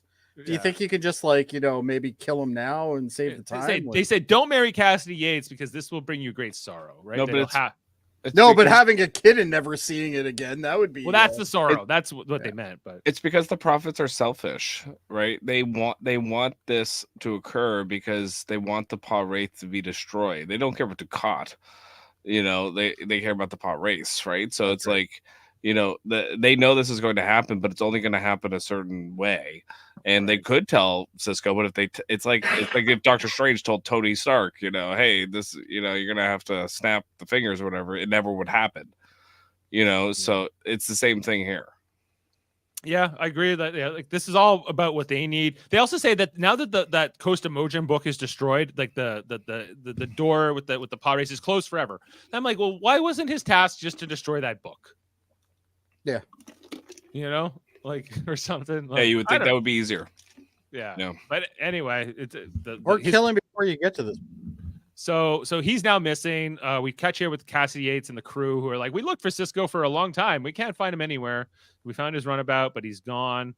There was a weird smell in the cavern, though. And Cassidy says, I feel like something terrible has happened to him. And I go, you're right. Something terrible has happened to him. But then she gets pulled into the white light of the prophets. She's like, "Fuck it, I'm joining the Orville." I don't know. I felt like I get that this was good that they had this scene, but the fact that Jake's not here also kind of feels weird to me. Yeah, like Jake never gets to see his dad again. Yeah. Jake O, and then he says, I can come back in a year maybe or something. I don't know why they say a year specifically. It's or yesterday. If they had a plan, or maybe it will be yesterday or what. I don't know. It's just kind of left. This is what I was talking about at the beginning though. This part is just stupid. I didn't like it. I thought you kind of wasted the character at this point. Like it's like, he's such a strong character, and you have this, like, I would have liked to see like 5 minutes of him fighting to come back or something like that. Maybe the fight could have been longer. I don't know, but this scene is also pretty long with him and Cassidy. It is. Yeah. And then Cassidy's like, I was talking to your dad, Jake. Jake's like, great. He doesn't fucking talk to me. Yeah. Why did he talk to me? No. Couldn't we call this call? I've only known him for 20 plus years, but whatever. Yeah. So then we get a time jump, and it's basically like, everyone, like certain people are leaving the station, particularly O'Brien and Worf, as they're all packing up their stuff. And then O'Brien finds a little Alamo figurine on the floor. He goes, oh, and we even hear a little bit of like that, the Minstrel Boy music tied into the score. Yeah, I noticed that. From the, the Next Generation. Is this the one Bashir lost? I think it's the one he lost. Yeah. You lost Santana. Yeah, I got the impression of that, but yeah. And then we get some flashbacks here in the montages. Do you know what they should have done though for that end of like when he's talking to Cassidy Yates? It shouldn't have been with Cassidy Yates. It should have been with old Jake from The Visitor. He should have been talking to Tony Todd, Jake, because it's Jake at the end of his life, and he explains it all to him, and then actually that would be neat. And then young Jake like comes out of it and goes, "Oh my god, I was just talking to Dad," like and then she that would have been cool, and she could have told, and then that would have been Cassidy. That would have been like would have been a cooler way to have done it. It still sucks, but yeah, but if you want Tony Todd, you got to pay him. I want my fucking money. Yeah, he doesn't listen to soft shit. Yeah. Excuse me, but what about the fucking money? It's all about the money. He's so good at that movie. I love Tony Todd. He's so good. The montages are cool, but like I don't know, it was very heavy on later season stuff. Less on the earlier seasons, but some exceptions. Right. This O'Brien Bashir relationship, I feel like, is like the relationship they're most proud of in the entire show. Yeah. More than anything. Dave, it's the friendship. It's the friendship. I don't know. Their final scene looked more than a friendship, but whatever. Well, I wonder. It's my favorite. It's my favorite because Bashir just annoyed him into a friendship. Like I hated you when we first met. Yeah, I think everybody hated Bashir in the first season anyway. I hated you when we first met. I remember, he says. And then Worf's leaving here with Martok. He gets a little bit of a flashback, all without Jedzia, though, because I guess it was something about Terry Farrell wouldn't give them the permission to use the footage. Or they would have to have permission, yeah. Yeah, so the things were not going well. So there's a lot of stuff with him and Ezri and whatever, and final season stuff. And then he looks up at Ezri and she says, "Bye." I don't know. Even though I would have liked to see a cute like wave from Worf, like yeah, he just kind of smiles just to be out of character. That would be walks out, and then we get Kira and Odo saying goodbye as he gifts her his bucket. I don't need this bucket anymore. You could use this to remember me by. Maybe put a plant. Have this ugly bucket. Have my old... Remember, I was in there naked many, many times. You can use it as a chamber pot. Yeah. It smells like me. Mostly stuff with him and Kira. And then we get the Quark montage. I don't know. Which is really not great. Not great. Like that great moment when O'Brien was going to slam the glass on the bar and he said no. Like that was a great moment. Or Rom putting that stuff into his ear. I don't know. Him playing baseball. It's a lot of him going, ah! Ah! Yeah. Yeah. Or that time they all went to the holodeck and they did invite Quark. Like that. Yeah. That one was perplexing. I was like, what the fuck are they doing? Yeah. Like why is that in Why the did you? montage? Yeah, he's like, remember that time when all you guys like basically shunned me and you didn't fucking let me do anything? I couldn't play with you guys. Yeah. Remember that? That was fun. Yeah, exactly. And then here with Jake, because he's playing with that model house that Sisko was planning to build in Kendra province. I guess is Jake living now with Cassidy? Or is he just there for breakfast that day? I don't know, but don't Jake has a Who the serious hairline fuck? problem. Who the fuck knows what Jake is doing? Like, Even Jake doesn't know what. Jake Why does is he doing. stay here at the station? Like, like especially now. Like, Well, I guess now he's hanging out with Cassidy. Yeah, I guess You knew so. they were going to do flashbacks with him as a kid, like a young kid. Yeah. Like, and this Yeah. is where I was just like, fine. but this is like, it also speaks to the arc of Ben Sisko, where he's like this dedicated family man who doesn't want to be here at Bajor, doesn't care about all this stuff. And he basically, by the end of it, he At doesn't, the end, he doesn't care about his kids. he doesn't care about his son, but he cares all about Bajor and the prophets and the well, yeah, in grand. one episode he's ready to sacrifice his son for the fucking for the Bajorans. Like, He's really not that good of a dad. No, that's a trend in Star Trek. That is a Yeah. trend in Star Trek, though. Yeah. Yeah, all the best cowboys have daddy issues, as they say. But this was like the montage I thought was really nice with him and showing Jake and Sisko, and then it's just left with this sadness that Sisko's gone, right? He's missing. Not only that, but Sisko didn't even make a phone call. Like he only called Cassidy. Yeah, he's like, hey, can you tell Jake? Told Jake Can that. you tell I'll see Jake, you when I like- see him. can you tell Jake it's been all right? Yeah. Shame we didn't get a montage of all the people who died standing beside Odo. And Odo's getting hit by that barrel. That's good. Oh, Jaemeel. All the murders that Odo didn't solve as well. Yeah. Well, speaking of which, we get the final goodbye here between Quark and Odo, because Odo was trying to leave the station without really saying goodbye to anybody. He loves me. And Quark, Quark's like, you were gonna leave, but you misanthropic changeling. Don't you love me, don't you? You know I was a great adversary. And Odo's just like, no, I don't care about you, Quark. Like, I'm not giving you anything. You suck, and you always have. And you always and then Kira's like, don't take it too hard, Quark. He's like, what are you talking about? He loves me. He loves me. He's like, great.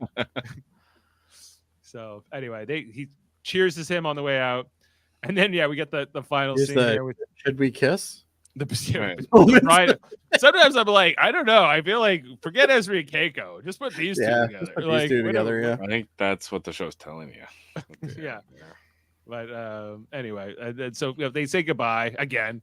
And then there's this scene here on in Persa, where they beam down. Yeah, that's big enough. She could have lived on there. Yeah, build a little.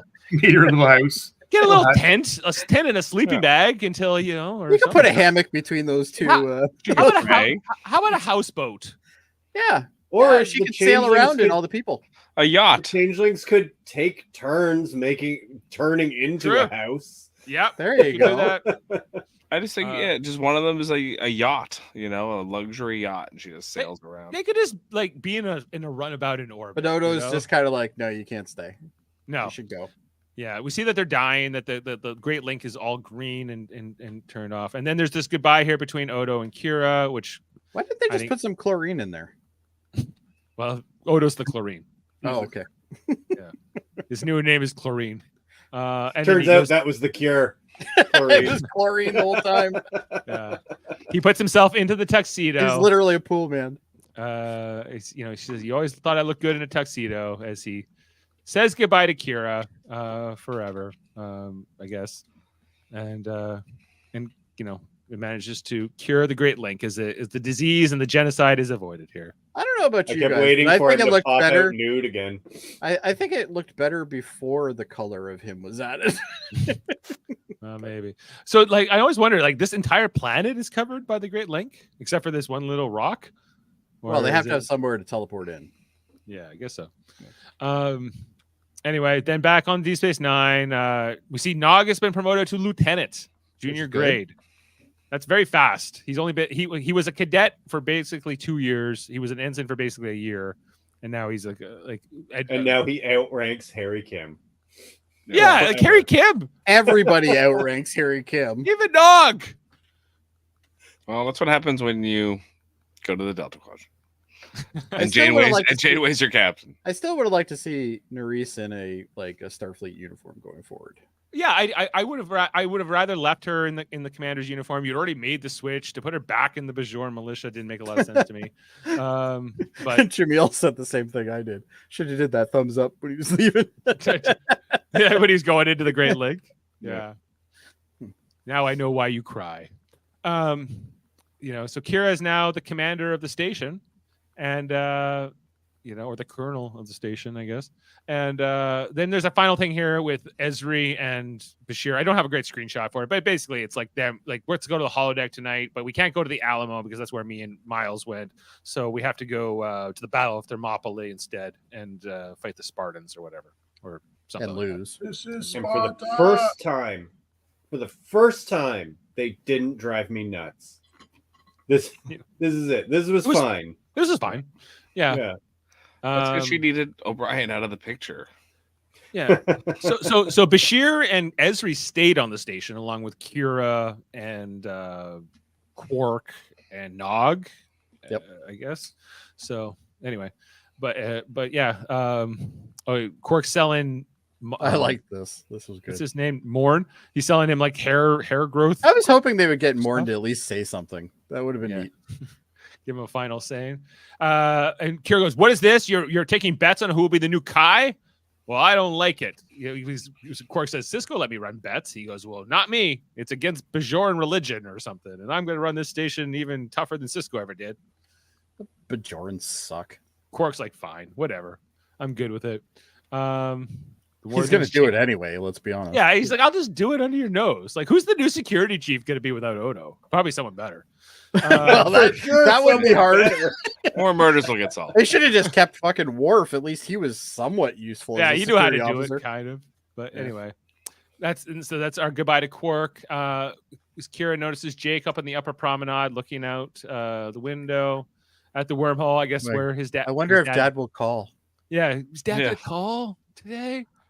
Yeah. You know, Maybe I should but, write some books. Kira consoles Jake, gives him a little hug as they look out the window, and we zoom out. I love this zoom out shot that they do for the finale here. This looks And this is exactly where the comic books pick up again. It's 5 or 6 years later, but they're standing in that window. Oh yeah, Yeah. not canon. I got them, but I haven't read them. Yet. It's no Star Trek Online canon. Well, that's Right. that's in a separate pocket. He can mention Star Trek Online and Babylon 5 all fucking day long. But Those are canon to themselves. But you really get what I do love about this pull-out shot is that you really see how small the station is. This is very Battlestar Galactica. They did this a lot in the other show. Yes, they love the zoom. Oh, don't start. They did. Honestly. I know, but don't start them up. All right. no, he's talking Battlestar Galactica. I know, not but Dave will Babylon go with 5. that too. Yeah, it starts with B, just like Babylon 5. Oh, well, then it must be good. Yeah. Anyway, so Adam, do you want to? Yes. First of all, like Fun looking facts for with Adam. Thank you. No problem. There's a ton of how much everybody loves each other. I'm going to read a couple of them because there's just so much. But so we'll start here. The party in Victor Fontaine's bar was also filmed on the last day of shooting, and it features cameo appearances by various producers, writers, and other members of the staff, as well as various actors from the show without their prosthetic makeup. The idea was to shoot some of the story reoccurring actors, extras like Ira Stephen Bear was there, Cicely Adams was there. I mentioned this already. It wasn't like Ira was asking us to do a favor. We wanted to be in the scene.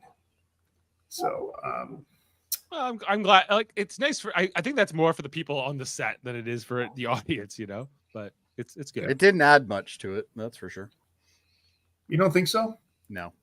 Only in retrospect now that I know who Ira Stephen Bear is, but at the, I'm sure a lot. Yeah, you wouldn't know. I mean, I didn't see it last night. I was looking at the main characters, right? Right. On the very last day of shooting, Nana Visitor ruined several takes because she couldn't stop crying, especially during Vic Fontaine's rendition of The Way We Look Tonight. Oh wow. She's probably crying because it was terrible. James Darren got all choked up when he had to sing the way he looked tonight. He commented, "They picked a great song. All the lyrics have double meaning. From now on, whenever I sing that song, I won't be able to think back without thinking of that night, and I never get through the song." There you go. Yeah. Like I don't hate the song. It's not my favorite, but you know, it's nice enough. The wrap party was held at the Mondrian Hotel in Los Angeles. It also, in addition to main cast and several recurring actors, Terry Farrell also joined her castmates for the party. Oh, well, that's nice of her. Oh, she took a break from Becker. Great show. It was a good show. I didn't like Becker. What was it about? He was Taxi driver? No. He was I think he was either a therapist or like he was like some sort of support guy who absolutely hated people. Oh, I think he was a pediatrician, wasn't he? Was he? I don't know. How great could this show be? If we Yeah, can't what a remember? great show I don't it remember. was. Oh, I haven't watched it in like God years. Okay, the producers also toyed with the idea of ending the series with a shot of Benny Russell sitting outside a television soundstage, holding the script for Deep Space Nine, essentially making the series and possibly the whole of Star Trek either a dream or a prophecy from the Bajoran prophets. But this idea was ultimately rejected. Thank God. Mm-hmm. Are you saying thank God, or is the fun vaccine? No, I'm saying thank God. Like, I think like maybe there's a way to tie it in with Benny that would be more satisfying, but I don't know. Like, I don't know. Or how we've to had do it. Benny. Benny was great. Let's just leave it. But he Right? he was even in this season, right? Like it's kind of how Yeah. they started the season off. But anyway, In the montage scene, there was no clips of Jadzia Dax because the producers weren't able to get permission from Terry Farrell to use her image. Her asking price was just too high, and the budget couldn't allow it. Producer Stephen Bear was disappointed. This is only one thing about the series finale he was not happy enough about. I wonder like how much money was it really? Yeah, I bet you, like, 20, 30 years later, she's going like, I should have just taken the damn money. Yeah. Oh, 100%. Yeah. So Becker was about a doctor. Yeah. Okay. Dr. Becker. Dr. Becker. Ira he had a Stephen good Bear's callback. opinion of the series finale was, I'm satisfied. In fact, satisfied is an understatement. I saw the show for the first time with an audience at the Museum of TV and Radio. It was a great night. So, yeah, I think we crammed everything we could into those 89 minutes, and I make no apologies, no excuses. I don't think he has to. That was a pretty good one. Yeah, Except for Cisco. I don't need an apology. The episode title is a reference to a quote attributed to the Greek ancient philosopher Pericles. What you leave behind is not engraved in stone monuments, but what is woven into the lives of others. I like it. All right. It's about the characters, guys. It's not about the journey or Lost making sense. It's like Andrew that's, Robinson, Robert Picardo, and Chase Masterson all visited the set on the final day of shooting. Robert Picardo. He was only in one like episode, but that's nice of him, I guess. At the beginning of O'Brien's montage, the underscoring was "The Minstrel Boy," an Irish ballad we sang on one episode. I think. Oh, that was another episode. Right? We did that. With, Yeah. The minstrel boy. Yeah. Let's see what else we got here. It won a best television episode for side feature. Sorry. That's okay. O'Brien mentions flux capacitors when talking Yeah, to I know Bashir that. about returning to Earth. This is a reference to Back to the Future when a flux capacitor was made time travel possible. The episode prototype. He calls it like a something flux capacitor. So it's kind of not completely copyright. This was the last episode of Star Trek that aired before the death of DeForest Kelley on June 11th, 1999. Wow. 25 years. If he just hung on another week, They could have dedicated it to him. Yep, or gone another week early. Yeah, I think there's a lot about them loving each other, and they're so disappointed when it ended. But here's a fun one. Despite the Romulans making up a large portion of the task force that takes Cardassian, no Romulan characters had any speaking roles. Only one Romulan is ever seen, an unnamed extra at the signing ceremony of the Dominion surrender. Yeah. I don't know what to make of that. Like, they're so used, the Romulans of this show. Like, we just brought them into the war. We needed to Yeah, fight. they love the Klingons, but the Romulans were not like a big part of it. The final encounter between Ben Sisko and Cassidy Yates was a late addition of the script. Throughout much of the story development, Sisko went on to be with the prophets in the Celestial Temple and was never returning to the corporeal world. Avery Brooks was unhappy with his character essentially ended on a note, leaving his pregnant wife to raise their child alone. The producers admitted while the story had, as conceived, made perfect sense for the 21st century Starfleet captain and the emissary of the prophets, it was a poor optics for a black family in the 20th century America. The final exchange between them suggested Sisko might return at any time was added as concession to Brooks' concerns. But they didn't know the episode before that. They could have just not made Cassidy Yates married or pregnant. Yep. Sorry, like Yep. Yeah, but you could also have him talk to his son. Yeah, that would work too. Yeah. Like I just think They didn't have to kill him either. Or do that. or do the thing where like don't give him a baby on the way, and he has to go into the Celestial Temple for the rest of the time, and I think that's just a slight adjustment to make it a little better.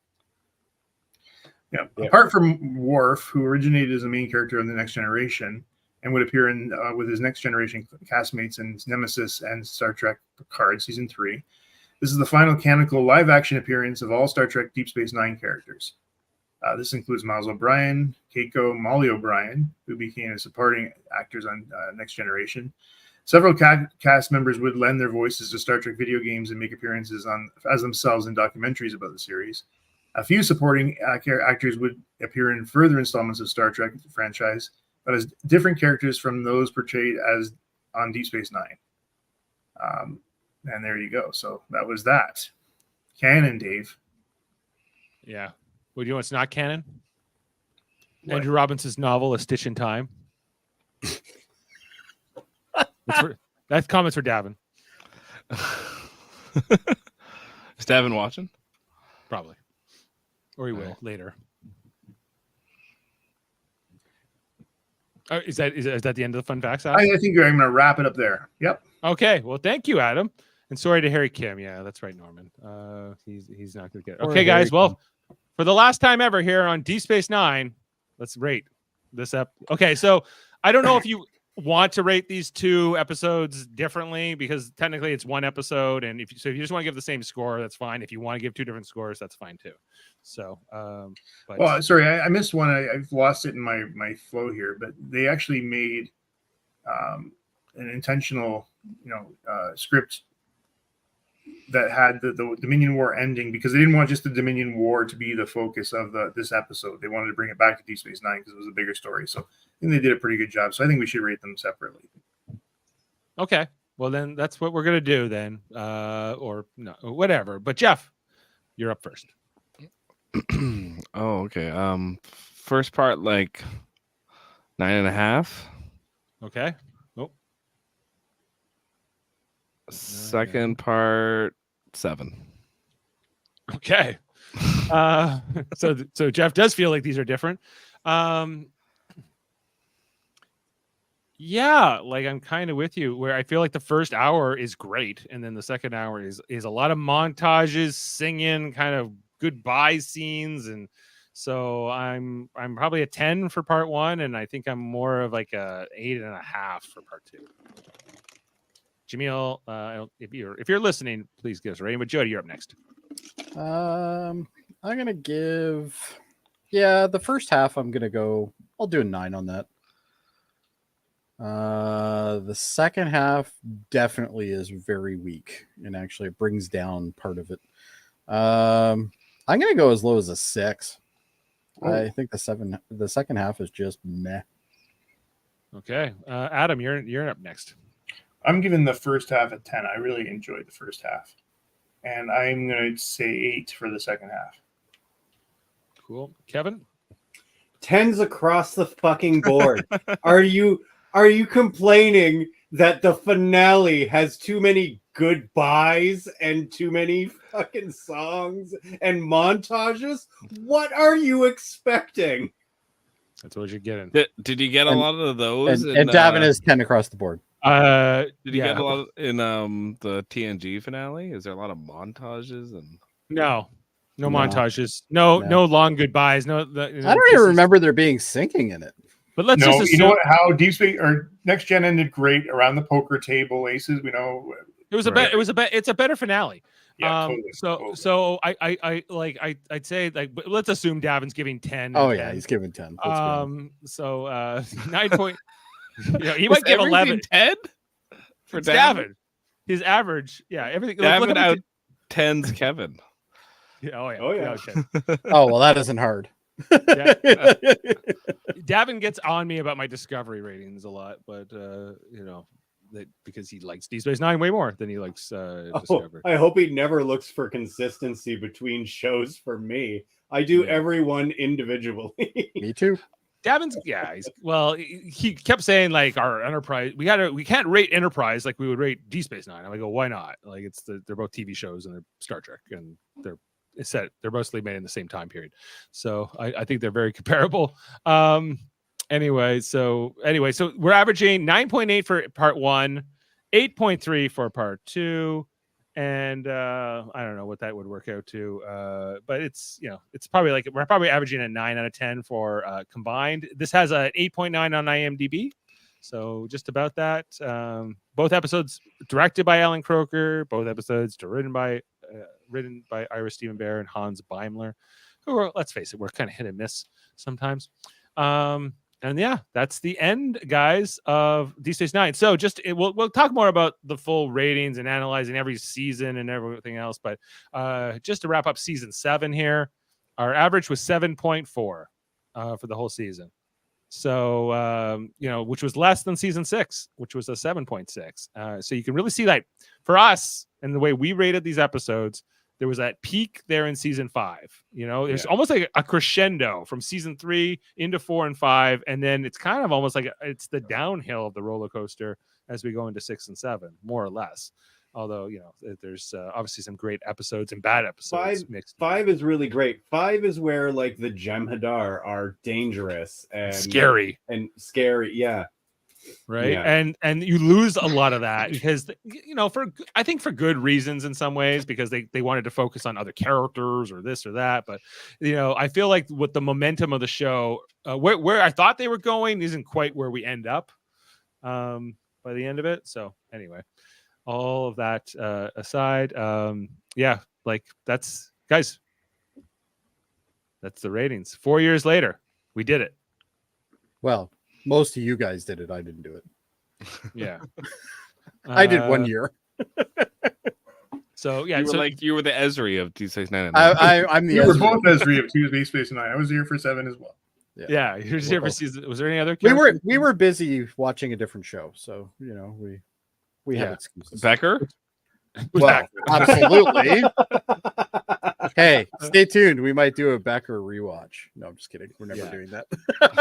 So now that we've covered this 2-part finale, next week we're gonna so the plan is we're all gonna go watch What We Left Behind, the documentary about the show, and then just kind of talk about the experience of rating watching all these episodes, maybe a little analysis on our favorite episodes and least favorite episodes by ratings, and kind of like we did on Enterprise. And then so 2 weeks from tonight we'll be starting off not just our Star Trek The Next Generation podcast, but also our Orville podcast that will be coming out, launching them together. So Jody on Monday nights with the Orville, and me on Tuesday nights with TNG. Of course, both of us appearing on each other ones as well. So how's that sound, guys? Sounds good. We might. I was going to invite back Jason Doan for the next Deep Space Nine retrospective, which Jeff knows because that he was actually on our second podcast. I know who Jason is. Yeah. Actually, I think our second podcast was Jason Doan and Jaemeel and Jeff and I, and we're like, so when Jeff's like, I think this is the crew, this is going to be the team that we're going to go with. Yes. And then life happens.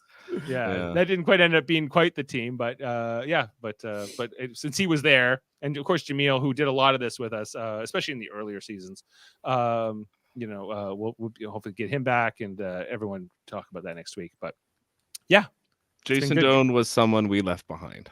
We left him behind, but we're gonna bring him back. Don't be so linear. We can. We were like Cisco. We never called him again. Yeah. Yeah, exactly. He just stared out of his window waiting for a call. That's what. It's okay though, because the comics start right there. So Right. Jason will be in the comics. Yeah, but they're not canon. So, all right. Well, what else? And check that out, guys. On Thursday, Adam and I will be talking about Discovery season 5, the newest episode, along with Ashley and Murphy. How many more do you have left? I'm quite enjoying it, Jody. I got to tell you, I like I'm this. glad you enjoy it. Yeah, the Breen. The progenitors. There's stuff going on. How many guys. episodes are left? 4? Oh, good riddance. 3. Maybe 3, 4. Soon we'll never have to discuss it again. Yeah. Well, we'll talk about it. All right. So well, that's coming up. Of course, we mentioned the new shows that are coming out. Check out the United Federation of Podcasts. All kinds of great shows all the time. Our affiliate podcasts like Trivial Debates. They got one coming up, X-Men related. Aiming on Track, doing music album reviews. Hold Up, the movie podcast with Davan and Murphy, talking movie podcast. Hey, did you see this one? A different movie podcast with Steven and Jason, where they go down the rabbit holes of some great B flicks and things like that. Graphic Histories, Andre Mayette, great interviews. X-Rated with Davan, talking X-Men. That's why he's not here on Monday nights. He's always prepping for that X-Men show. And Super Mater Brothers podcast. We Are Brothers, talking Survivor. Only 2 episodes left, guys, for this season. 2 episodes until the next season that starts in like 10 minutes. Next week. It starts before the season ends. Yeah. Well, they shoot 2 seasons back to back, and then they release them, sort of the next year or so. Any final comments here? Good night. The only show I know that can run it can run what? How many years it's run now? It's like 20 years, but it has like 800 seasons. 46. It's like, wow. Yeah. Right. Thank you, Norman, and thanks to everybody in the live stream, everybody who's been here every week to watch us. It's been great having you. Join us for the new and stuff. Questions. Join us for the new stuff. It's coming. You might even see Jeff. Jeff, we're gonna see you. Where? You want to come back for our next generation podcast? Where? A TNG podcast, an Orville podcast in the future, like a single episode.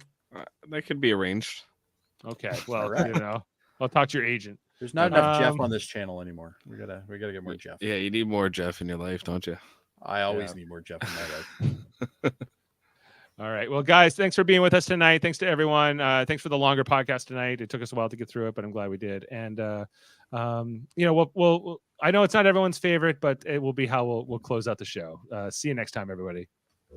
Someday, when I'm awfully low, when the world is cold, I will feel a glow just thinking of you and the way you look tonight. I'm gonna go join Cisco. See ya, everyone. Live long and podcast.